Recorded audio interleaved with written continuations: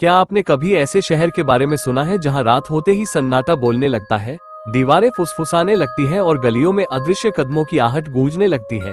एक ऐसा शहर जहां लोग अचानक गायब हो जाते हैं और जो बचते हैं वे अजीब परछाइयों और दर्द भरी चीखों की कहानियां सुनाते हैं।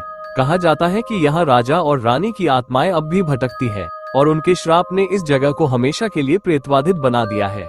मेरे साथ आइए, क्योंकि आज मैं आपको इस रहस्यमयी भूतिया शहर की दास्तान सुनाने वाला हूँ। कहीं अनकही बातें, हिंदी हॉरर स्टोरी। रात का समय था, आसमान पर काले बादलों ने अपनी परछाइयां फैला रखी थी। मैं अकेला एक वीरान रास्ते पर खड़ा था और मेरे सामने फैला हुआ था वह रहस्यमय शहर। लोग कहते हैं कि इस शहर में कदम रखते ही हवा की सरसराहट बदल जाती है, दीवारें फुसफुसाने लगती हैं और गलियों से अजीब सी आहटें आने लगती हैं। क्या ये सच था या सिर्फ अफवाहें? यही जानने में यहाँ आया था। जैसे ही मैंने शहर के टूटे फूटे दरवाजे से भीतर कदम रखा, मेरी रीढ़ की हड्डी में ठंडी सिहरन दौड़ गई। चारों ओर सन्नाटा था, पर उस सन्नाटे में भी अजीब सी खड़खड़ाहट सुनाई दे रही थी, जैसे कोई मेरे पीछे पीछे चल रहा हो। कौन है? मैंने अचानक पीछे मुड़कर देखा, लेकिन वहाँ कोई नहीं था, सिर्फ हवा। लेकिन क्या सचमुच सिर्फ हवा थी? शहर की टूटी हवेलियां, बंद खिड़कियां और जंग लगे दरवाजे सब जैसे मेरे आने की खबर रखे हुए थे। मैंने एक एक कदम बढ़ाया और महसूस किया कि यहाँ की हवा साधारण नहीं है, यह अपने साथ एक अनकहा डर समेटे हुए है। लोगों की कहानियां याद आ रही थीं। कहा जाता है कि कभी यह शहर खुशियों से भरा था, लेकिन एक घटना ने सब कुछ बदल दिया। राजा और उसकी रानी की रहस्यमयी मौत और फिर शहर का धीरे धीरे सुनसान हो जाना। पर क्यों आज भी लोग कहते हैं कि वे दोनों आत्माएं गलियों में भटकती हैं? क्यों लोग दावा करते हैं कि रात को खिड़कियों से अजीब परछाइयां झांकती हैं? क्या ये सिर्फ डर था या कोई और? मैंने सोचा, नहीं, मुझे पीछे नहीं हटना है, मुझे सच जानना ही होगा। दिल की धड़कन तेज हो रही थी, लेकिन कदम अपने आप उस पुरानी हवेली की ओर बढ़ने लगे जहां कहा जाता है कि राजा रानी की आत्माएं कैद हैं। मैंने जैसे ही उस पुरानी हवेली के टूटी हुई सीढ़ियों पर कदम रखा, सीढ़ियां कर्र की आवाज करने लगी। ऐसा लग रहा था मानो वे मुझे चेतावनी दे रही हो, मत आओ अंदर। लेकिन मेरा मन अब पीछे हटने को तैयार नहीं था। हवेली का दरवाजा आधा टूटा हुआ था और उस पर मकड़ी के जाले लटक रहे थे। मैंने जैसे ही उसे धक्का दिया, वह धीरे धीरे कर्कश आवाज के साथ खुला। चिर्र। उस आवाज ने अंधेरे गलियारे में एक अजीब सी गूंज पैदा कर दी। भीतर कदम रखते ही मुझे अचानक ठंडी हवा का झोंका महसूस हुआ, जैसे किसी ने मेरे कानों में फुसफुसाकर कहा हो, तुम्हें यहाँ नहीं आना चाहिए था। मैंने टॉर्च जलाए और रोशनी दीवारों पर पड़ी तो मेरी सांसें थम गईं। दीवारों पर अजीब सी चित्रकारी बनी हुई थी, कुछ इंसानों के चेहरे जिनकी आंखें खून से भरी लग रही थी। कुछ चित्रों में एक राजा और रानी खड़े थे, लेकिन उनके चेहरे विकृत थे, जैसे दर्द में चीख रहे हों। हे भगवान, ये सब क्या है? मैंने बुदबुदाते हुए पूछा। टॉर्च की रोशनी अचानक टिमटिमाई और तभी मुझे ऊपर की मंजिल से पायल की आवाज सुनाई दी। छन छन छन। मैं जम गया। इस वीरान हवेली में कौन हो सकता है? दिल की धड़कन इतनी तेज थी कि मुझे लग रहा था वह हवेली के सन्नाटे में गूंज रही है। मैंने हिम्मत करके सीढ़ियां चढ़ना शुरू किया। हर कदम के साथ आवाज और साफ होती जा रही थी। छन छन छन।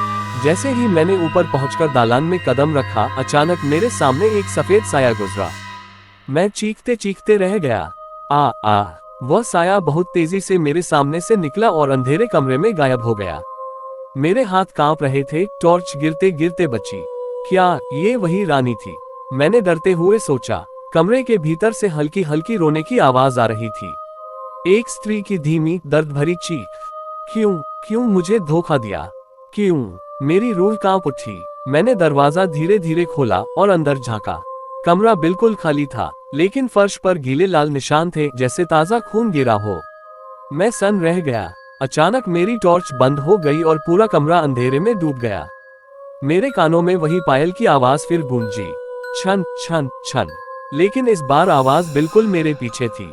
मेरे पीछे से आती पायल की आवाज अब इतनी नजदीक थी कि मुझे लगा जैसे कोई मेरी गर्दन के बिल्कुल पास खड़ा है।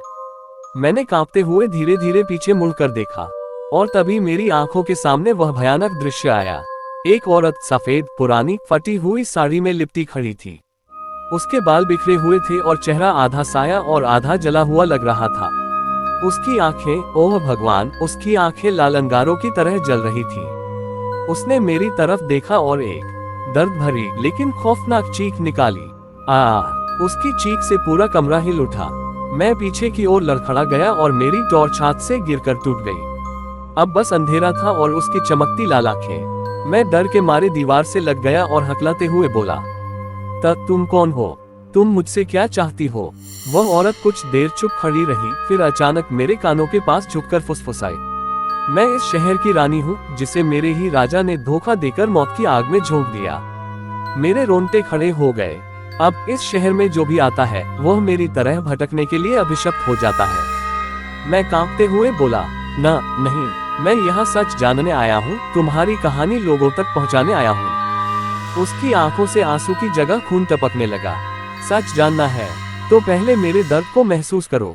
इतना कहते ही उसने अपने लंबे नुकीले हाथ मेरी गर्दन की ओर बढ़ाए। मैं घबरा गया, मेरी सांस रुकने लगी, पूरा शरीर जकड़ गया।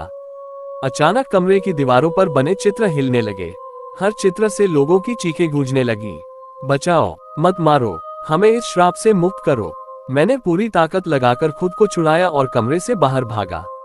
सीढ़ियां उतरते हुए मेरा पैर फिसल गया और मैं जोर से नीचे गिर पड़ा।